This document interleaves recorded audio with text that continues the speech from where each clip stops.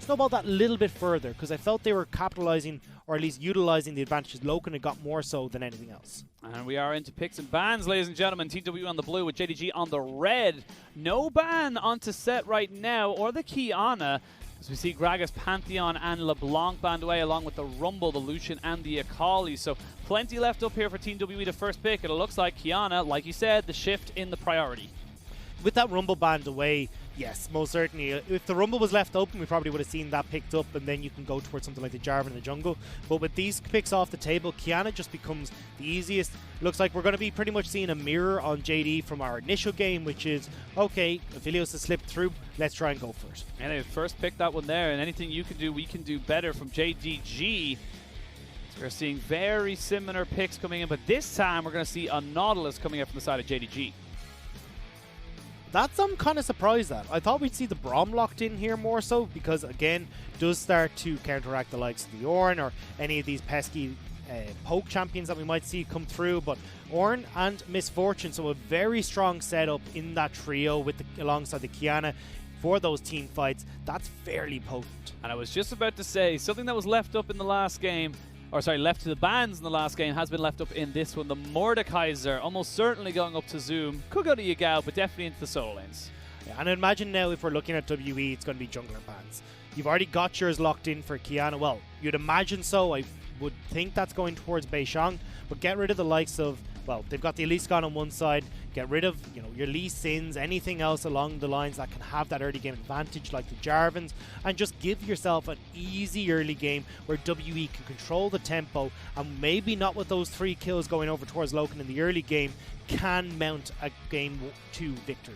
As we said, JDG obviously banning out the Elise. They are aware the Kiana can go towards that mid lane, and the Kiana-Elise combo can be deadly at any point in the game, so they just want to knock that on its head straight away. Renekton going to be the ban away, try and give Mordekaiser, if it is going towards that top lane for Zoom, any kind of a easier matchup. It still leaves open the Gangplank for Morgan if they want to go that direction. Does very well into the Mordekaiser, because you've got the remove Scurvy to get rid of the Realm of Death from the Mordekaiser. So that could be something that Morgan looks for. And again, tending more towards how do we enable Morgan to be more of a carry in these situations. The Jarvan being banned out as well. We're seeing a heavy amount of jungle bans. That could be a Nautilus mid, which is something we didn't actually think about coming into that pick and ban phase. Obviously made absolutely famous by the one and only World Championship winning team FBX, but that is a Nautilus mid for Yagao. JDG picking up a little bit of an FPX special. Obviously, a lot of teams have been looking at this Nautilus mid after the victory for FPX, the World Championship, but I didn't expect to see it come out for Yagao. This is a very potent roamer though, so this says to me that we're going to see Kanavi focus in towards this mid lane and then try and get up towards Zoom in the top lane to get this Mordekaiser rolling and be a menace when it does come to the later team fights. Gangplank locked in, like you were saying earlier, for the side of WE to give it over to Morgan, try and get him something that can have a little bit of a later impact, a little bit more damage, as you were saying. Diana as well, something that has been hovered quite a bit by a few teams, but Team WE going to go straight back to the Zoe for Plex in that mid lane. I wasn't convinced by Plex's Zoe to begin with, and I'm not a fan of it coming back in. I would have preferred maybe to see something like that Orianna, so you're constantly able to keep the enemy team at bay, utilizing the ball as this zone control tool, because you're going to have hooks come through from the Nautilus. You've got the Rakan there. Now if they want to go towards something like the Rek'Sai, a lot of follow-up engage for anything that lands. The big problem, they've only got the Glacial Fissure to try and keep everyone at bay, and that's not really where you want to be. And right now you can see them all swapping around as the Rek'Sai for Kanavi in this game. Pretty standard considering the Lee Sin, the Jarvan, and the Elise all taken away as well, so still keeping yourself a little bit of AD with the double AP in the solo lanes. I'm not convinced by WE's composition right now. I don't see a way for them to really play around the team fights. They don't have a huge amount of poke. It kind of seems like they do a lot of different things. The big one for me is just try and leave the Gangplank off on the side, and then eventually when they do start to join team fights, utilize them as a we kite back, try and draw them into us and have a lot of damage coming through from the barrows from Zoe, but it doesn't give you a way to accelerate the lead that you have. Missing is not going to be able to really get much going unless it's a flash engage or flash glacial fissure. So if you find WE are getting ahead, they can't force JDG to try and do anything.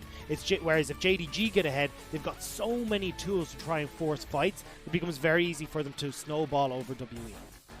For JDG, looking to try and just get that Mordekaiser going. Like I said, Zoom had a fantastic game in Game 1 on that set.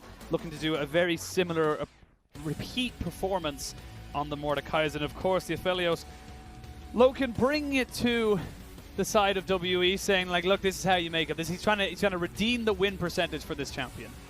Yeah, it has to be someone who's got to step up to the mark, because right now Aphelios not looking too hot, but Loken, definitely someone who might be capable of doing so. When Loken was back on his previous team, I wasn't convinced entirely by him. I thought, you know, maybe we need to see something a little bit different. Was coming off the top eSports. I wanted to see him be a little bit stronger in lane. I wanted him to see him stand up and be recognized, but wasn't quite able to do so. Now standing next to Lumel, his previous support from 2018, I think he's doing a little bit better. We are going to jump onto the riff, ladies and gentlemen, for Game 2 of this best of 3. JDG looking to seal it out with only 2 games, and Team WE looking to come straight back into it.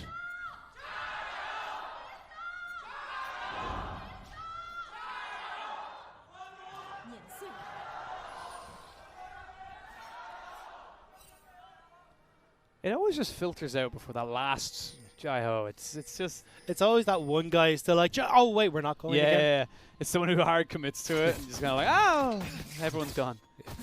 It wasn't me, that was someone else who said it. No, it was that guy. I don't know what you're talking about. So we jump onto the riff. No level 1 shenanigans this time around for the side of Team WE. They learned their lesson, took their rap on the knuckles, and backing themselves away. They will get themselves a little bit of vision though, just to make sure they have an idea as to where the side of JDG send Kanavi. And this is kind of standard now across the board. We're going to see both junglers looking to start on the bottom side, clear it over towards top. This is more for Beishang to just try and keep Morgan in check, make sure that he's not getting these early plays from Kanavi. Because one of the things, of course, when you're on the blue side is the Rex side can pretty handily find multiple ways into the lane, and it's hard to ward against. So having Beishang up on that top side would just give a little bit more protection towards Morgan. You see there, JDG, Loken setting up himself a little bit of a pushing lane, able to get that first early reset as the lane will be pushing into him. As I said, now taking a fair bit of damage there. Going to try and get the heal out as the Ignite goes down. That was an interesting trade, but overall, summoner for summoner, no real damage done to either side. Lumel going very far forward, and I'm not sure what the thought process there was. I mean, yes, Chumeng is going to take a little bit of damage, but you're totally fine as an MF to back early in lane because you're able to pick up the extra Doran's Blades that fits into your build, gives you a little bit more punishing power, and you can see right there that now Loken sitting fairly low himself. Will have the sight to be able to get himself back up into a better position. So we can see there is Kiana coming in though as they jump in with the grand entrance. Exhaust goes down, flash burn by Loken, and Luma has to flash himself over the wall. They should be able to get out of this one pretty damn easily. They're waiting for Rek'Sai, who's sitting at the top. Kanavi is there, will use the tunnel, and they're trying to find out anybody they can, and missing has to put up the unbreakable. No level 1 shenanigans, but already we're seeing some fireworks in this bot lane. Tippertat, everyone backs away. Summoner is blown on all sides. Loken and Lumel completely out now, whereas you still have the flashes for Chumeng and missing, although that mightn't be around for very long as the Misfortune takes another little bit of damage. See Kanavi hunting right now, knows that this Kiana is level 2. Beishang just trying to keep himself outside of the reach of the Tremor Sense, and will do so successfully. And overall, this bot lane is going to be fairly hotly contested. You could see what Loken can do with a lead. He was able to keep himself ahead, push his lead eventually over to the side of JDG pushing into Team WE. And that is important for the side of JDG. As you can see, already the jungler's back in this bot lane. They want to try and get onto this Misfortune so low. They have the dive potential there, but with Beishang playing, keep away, they're going to just take a time out and move back. JDG hard forcing the issue. You can see with the fact that they were level 3, only just hit there by the side of Team WE. They wanted to try and push down the tower play if they could. Beishang is here to try and help push out the wave with Plex and move himself back up towards his topside jungle, which, by the way, neither jungler has touched. True. But both these junglers are... Well, sorry. Bei Shang is actually fine with the way that this is starting to play out. Jiameng, as we say, can back up, pick up an extra Doran's Blade and be totally fine as the Misfortune. You don't really need to go for these big BF backs like some of the other AD carries, say like a Caitlyn or something along those lines. And Bei Shang, if you can keep Kanavi down in the early stages of the game, Qiyana has far bigger impact the later this game goes. So if you're just answering for what Kanavi's trying to do, you're winning out as Bei Shang. Already Loken and Lu Mao able to put down the pressure in this bot side as they're able to get that turret plate, a bit of a CS lead as well. And you can see the longer that this goes on where they're not able to get themselves an advantage. Flash in, flash again from Kanavi. He tries to get Plex down. He picked himself up a flash and able to get himself out with that W. Well played by Plex to escape away from that, but does mean there is no flash left, and this just feels like a rinse and repeat for Kanavi and Yagao. Very easy to set up this lane and set up the ganks, and this is something that Kanavi loves to do. Get Yagao ahead, we talked about in Champ Select, and start to get this Nautilus out onto the map. And we've seen it a couple of times as well, obviously again from FBX, but I'm going to stop myself as well. Kanavi, they're going to go for the TP with the Nautilus. You talked about it as well, the flash in there from, or flash away from the Misfortune as Nautilus picks up first blood. The Braum falls on the backside as well. Bei Shang can only get himself out as JDG are hard for us. I swear this is FBX. I mean, it looks very, very similar because that's what you do with Nautilus. And this is why I was blue in the face saying Jiameng needed to back, needed to go get that second Storm Blade. It was greedy play coming through from the bot lane of WE and JDG punish. JDG just hard forcing the issue, able to pick up 3 plates at 6 minutes already into this game. And that is a very, very big gap between him and the opposition Misfortune.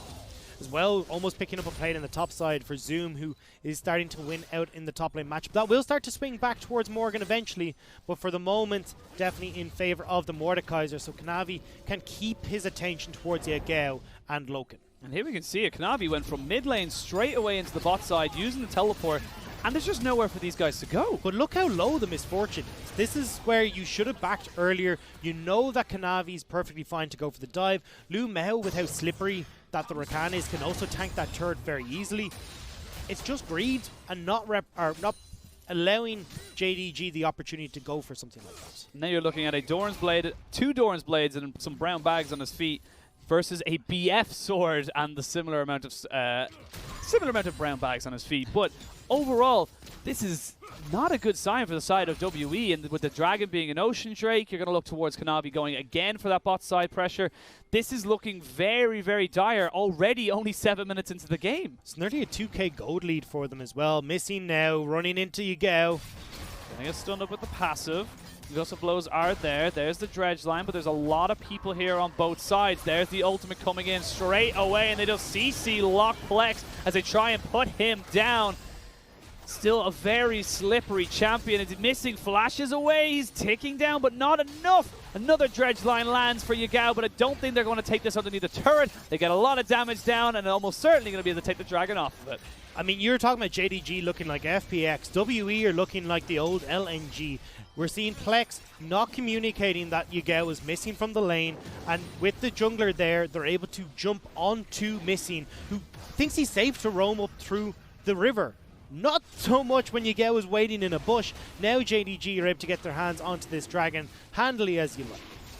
There's going to be an Ocean Drake, a little bit of regeneration there. Not going to be too massive, but it will help with the laning phase. Probably the best Drake to get in the early phase, especially when you're against, especially for someone like Zoom, who's got those parlays to contest with. Fernal going to be the next spawn.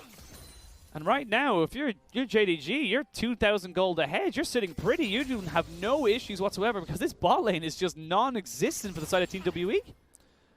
And you kind of expect it anyway, because again, we're kind of looking at Missing, not able to do a huge amount to the Braum. It's almost like a double range because you've got those quills that are going to be coming in to get the poke down. But going in under the tower.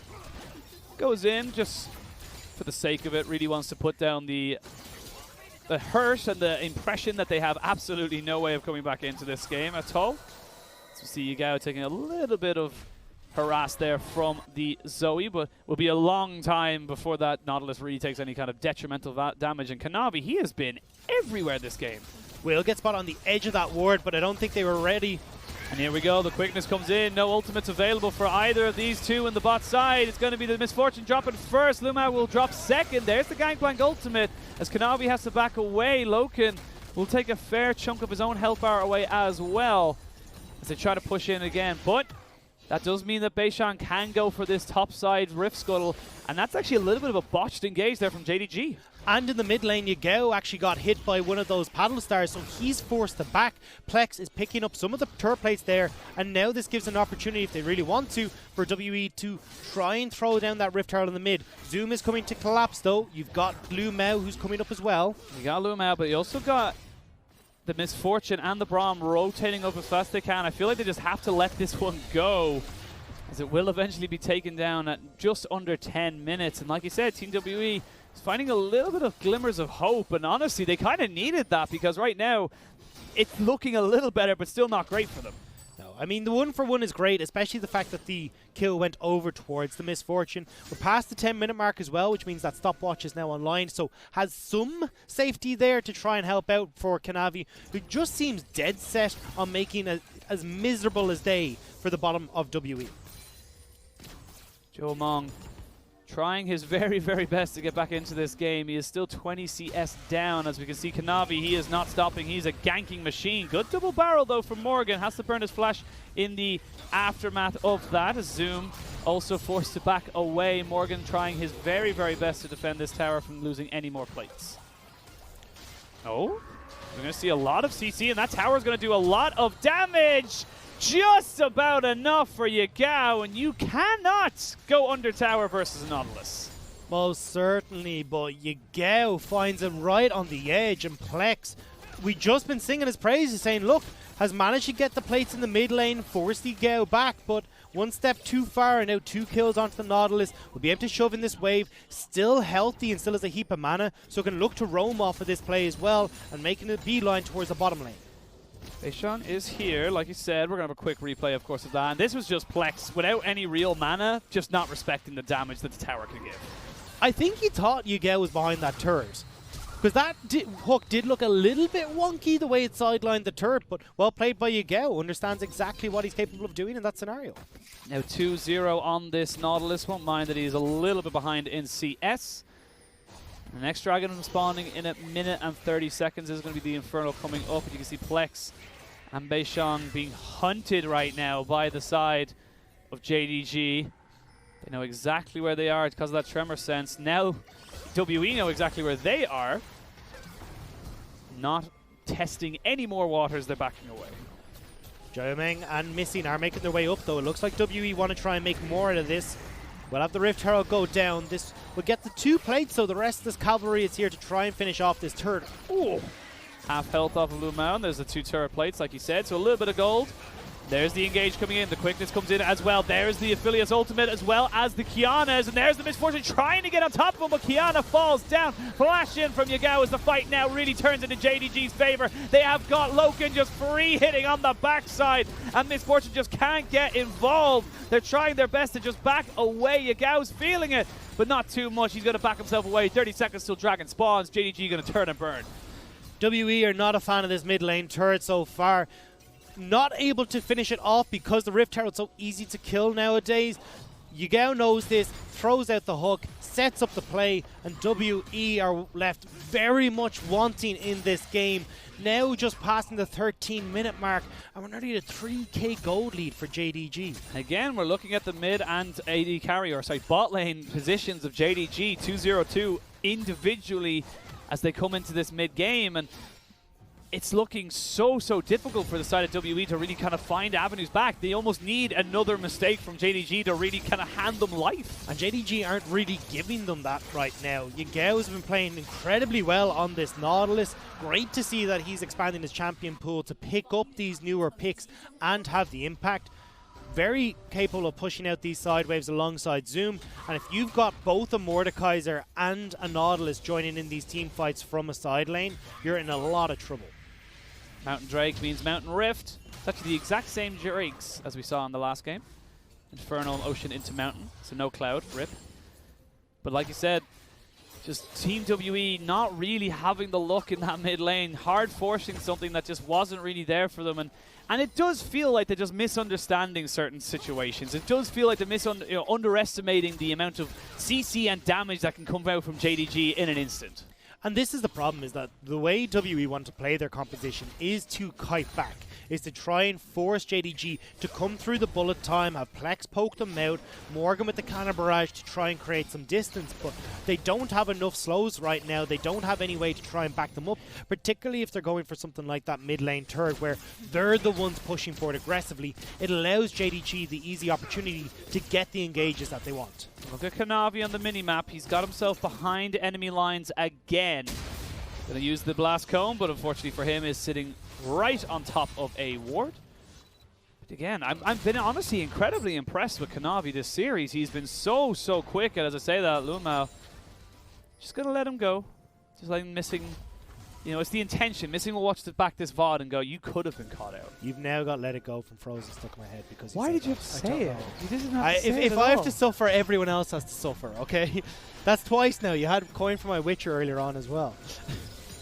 Sing it, but I'm not going to. Yeah, I love how instantly you were just, no, don't. I've gone to karaoke with you before. I know what that's like. You live with me. You know True. exactly what it is, but we're going to come back to that later as JDG look to set up a dive in this bot lane. The quickness does catch out both of them, as well as the cannon barrage. They're trying to just pepper them down, but they're actually going to get the Death Realm onto this Misfortune, so she is locked in a battle to the end with Zoom, and she will not win it. It ends up being 2 kills going over to the side of JDG, and they can teleport Yagao to the top side to stop any kind of recreational push.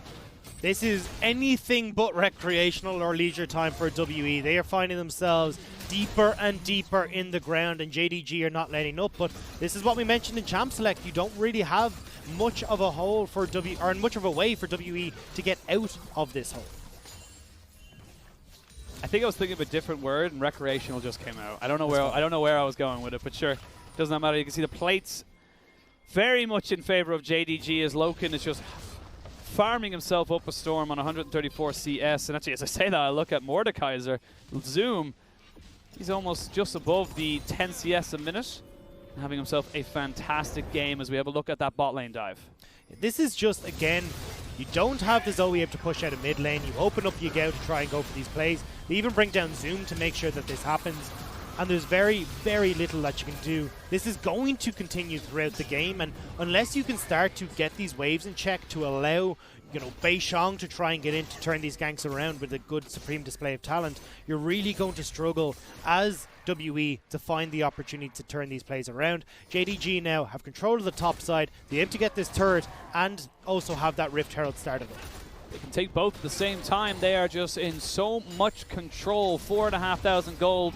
Going to be a little bit under the 5,000 mark now as they go towards this mid-game. Not even Baron spawning just yet. And like you said, this is the moment you could say that a Rift Herald does actually start to look incredibly powerful when you're ahead, when you're just pushing for more advantages. Especially when there's only the single outer turret remaining in that mid lane. You can have the side lanes pushed in by Zoom and Yagao. They can just wander in to collapse into mid lane, or you can just go for the play straight off. You can just go straight in. Glacial Fissure to try and stop Plex from going down. It's just not going to be enough, though. Missing also has to flash away. All summoners burned there. Great hook there, but bullet time to respond means that the side of JDG need to back themselves away. They drop the Rift Herald, but it could die before the charge. No, we'll get the charge off. On the backside, though. Going to see Beishang almost get the ultimate off, but not quite. And that's going to immediately incite the side of JDG to jump straight back in. Kanavi jumps in, trying to jump on top of Morgan, but thinks the better of it. And these fights are just happening it seems to be one after the other. People just walking into JDG. And WE seemed as surprised at Beishang going in as we were, because that was not the play you wanted to make. Missing was not in position. You had no ultimate from Jia Meng to try and follow up from that either. WE are all over the place. It was 2 misplays. You'll see it from the start here. It's a proto belt push forward from Plex as he tries to push the wave, and it just immediately ruins him for everything else. I love the instant, like, oh god, I've made a mistake. Flashback out. But why? Why are you pushed up this far? You know the 2 turrets are gone. You know the next objective is going to be that mid lane for JDG. You're handing them the opportunity on a silver platter, and Beishang trying to make the hero play. Good flashes keep the rest of them safe. And Missy and the rest of them are just like, what in the name of God is going on? Able to turn it all. You can see Kanavi here thinks about going in under Morgan, thinks the better of it after it, but Beishang, oh my dear summer child. Not unfortunately your day as he goes down 0-3. Only 1 kill for Team WE. They did pick up a plate in the top side, I do believe. But other than that, there's not really much else going for them. And they still don't have any way of forcing back JDG. Once this turret does go down in the mid lane, JDG can start to get their vision control in. Baron is going to be coming up soon. They've already got their 3 mountains, or their 3 dragons as well. So would be pretty handy for them to secure a mountain soul. There goes the turret. And now WE find themselves in an even worse situation where they're losing control of the map. They don't have any way of kiting away from JDG's engage.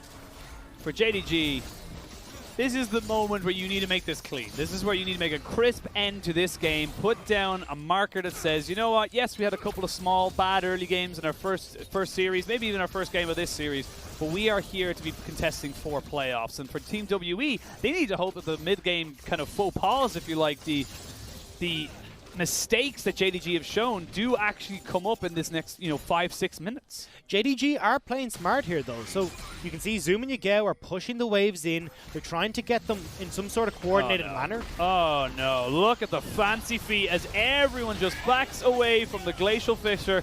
Missing will go down, and that is just unfortunate there for the side of Team WE.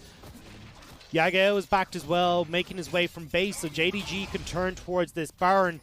Beishang would love to be able to get in here with the Supreme display of talent, but is 2 levels behind Kanavi, so why would you try and contest? They have no bullet time either. They do have the Cannon Barrage, so they could try and just pepper them down. As you can see, JDG aren't interested in the Baron at all. They turn immediately onto Beishang and Plex, and they are deleted. Lumao takes so much damage, but he is still safe, and the Misfortune is trapped in the Death Realm. She flashes over to the blue buff to be grabbed back and smashed down. JDG are ripping through Team WE, and they will take their prize.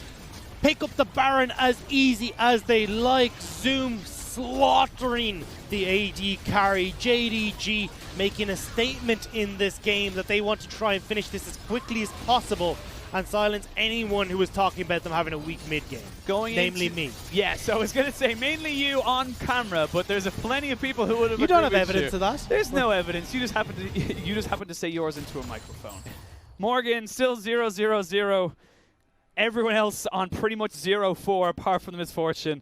This has just been dire straits. I actually quite like the synergy. Yeah, I was going to say, did you look at the other side as well? The other side 4-0-5 all across the board apart from support. I like that.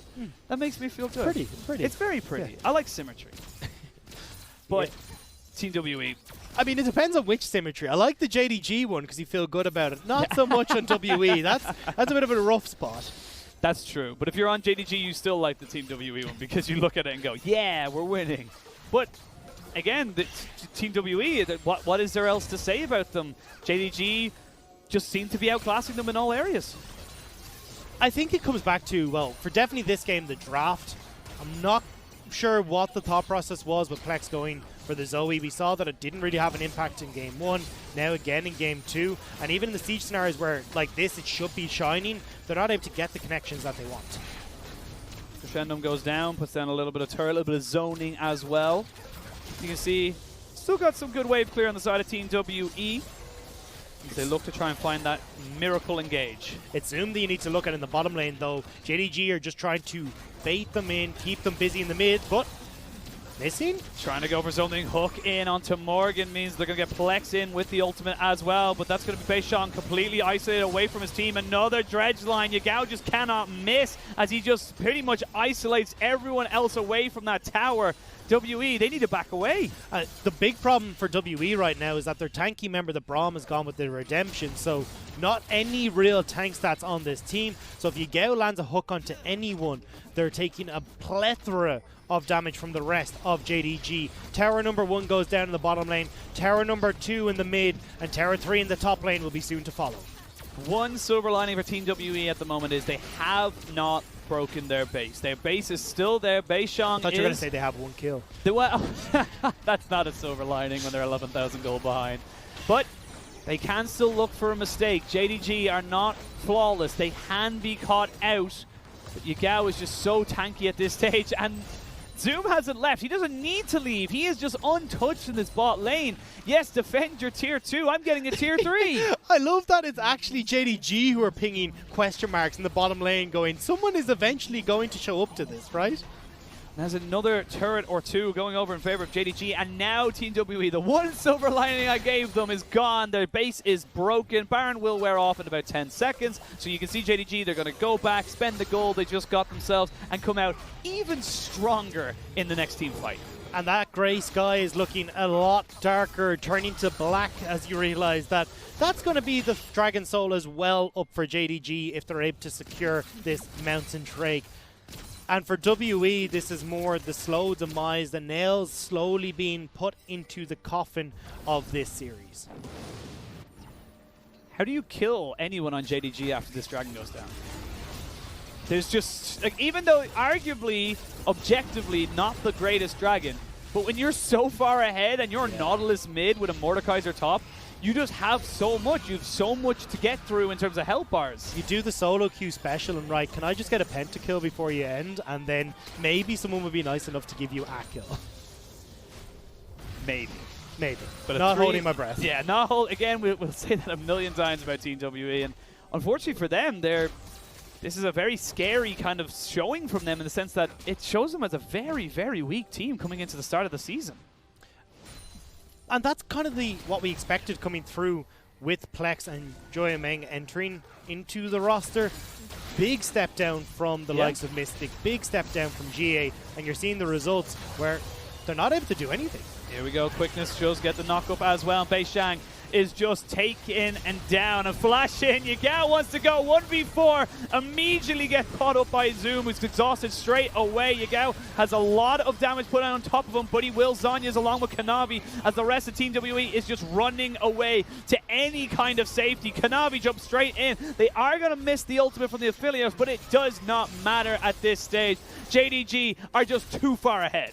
And now they're going to start pushing in. Well, no, decide the better of it. Going to back away. They're happy with their inhibitor, Turret Plex, trying to see if he can pick off anybody, but not going to be the case today.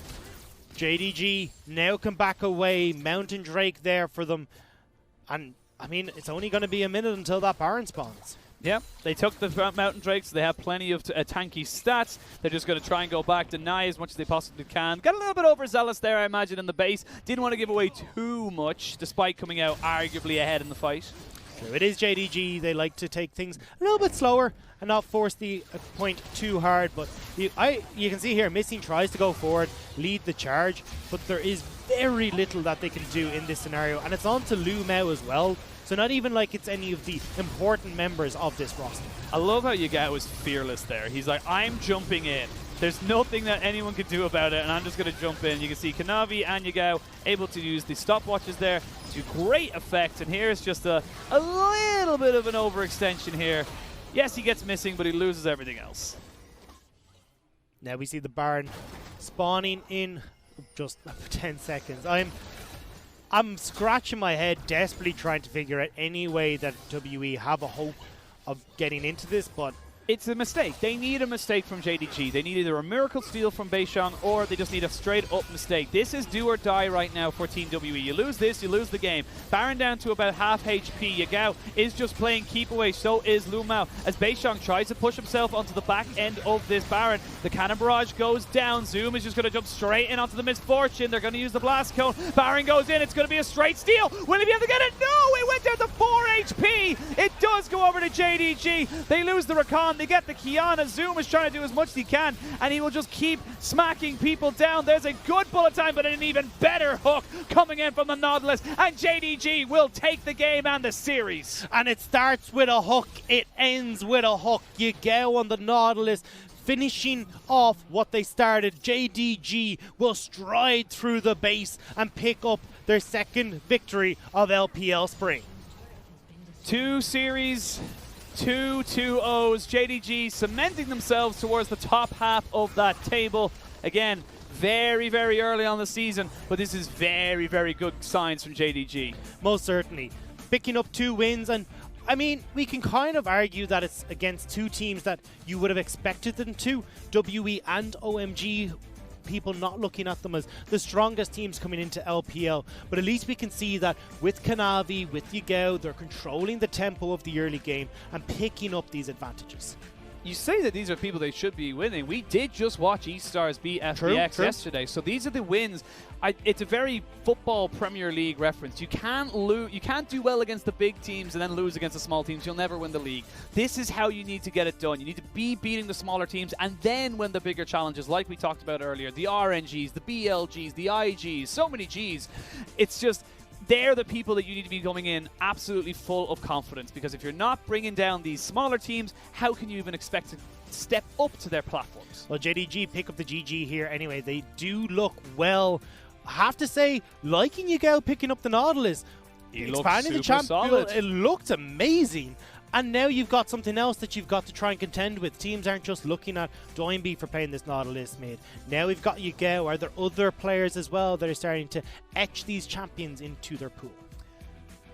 Overall, JDG going to be very, very happy going into Chinese New Year. They are now 2-0, top of the table, with no losses as of yet. Now, obviously, depending on the caliber of opponent, but neither here nor there. They've got themselves 15 best-of-3 series left, and honestly, you got to be happy going to Chinese New Year. That's just the way it is. You have to be happy with that.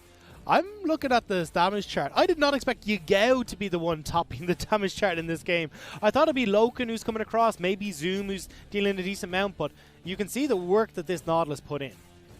I wanted to touch on Yagao as well. Someone that I think a lot of people were starting to write off as a has-been, myself included. Someone that you kind of didn't really talk about in the upper echelons of mid laners in the LPL. He's come out and made a statement today. Honestly, I'm starting to feel a little bit excited. I don't want to get too excited, but I'm starting to feel it again. This is the Yagao that I remember everyone being so hyped for all those, splits ago. And people were hyped for both the Dumpling Brothers, both Zoom and Yagao, but Yagao specifically, yeah, looks good on the Nautilus, looked excellent on the LeBlanc in their series against OMG as well. So this is definitely a return to form for this mid laner. I want to see now, though, again, how do they perform against the top teams? How do they perform against the likes of Rookie, the likes of Doinby? Because that's really where I'm going to see, has Yagao now stepped into almost his final form? Yeah, and Crying as well, of course. From Crying has looked amazing. Top mid. Top mids. Very true. Honestly, yeah. I'm going to call it right now. I would honestly expect him to be a top 3 mid for the end of the year. I'm calling that now. I think that's the beauty of the LPL, is that we see a lot of these developmental talents come in and really show up. Knight being the one that comes to mind for me. Now we're seeing Crying as well coming up from the LDL and making a name for himself in their first 2 games of eStars. There's a lot of talent that's hovering just below the surface in LPL. Yeah, and all it takes is one good bit of momentum, maybe even a patch or two to really kind of go in your favor, then all of a sudden you're there. I will give a caveat that Knight is just one of those exceptional players. Look, I don't know what it is about watch him. Knight's game yesterday on Zoe versus Plex today, and you'll understand just what that champion is. Honestly, you can watch it tomorrow. I do believe he's playing tomorrow as well. True. So you can watch that, and that will be a treat for you. But for Team W, obviously, we're giving a massive amount of praise to JDG, but Team WE, I don't see a lot. And I don't like saying that about teams, because I feel like it's very unfair considering it's such a long season, but this showing didn't give me a lot to get excited about or even have hope about. I think that's the difference, is that when we look at some of the teams towards the bottom of the table, we can see them try, but or at least try and fight against some of the better teams, but that's not the case with them. They're just falling apart. We'll have to see now. We are going to send it to a break, but when we return, BLG versus RNG coming up straight after the break. You do not want to miss this one. So excited for this. It's going to be great.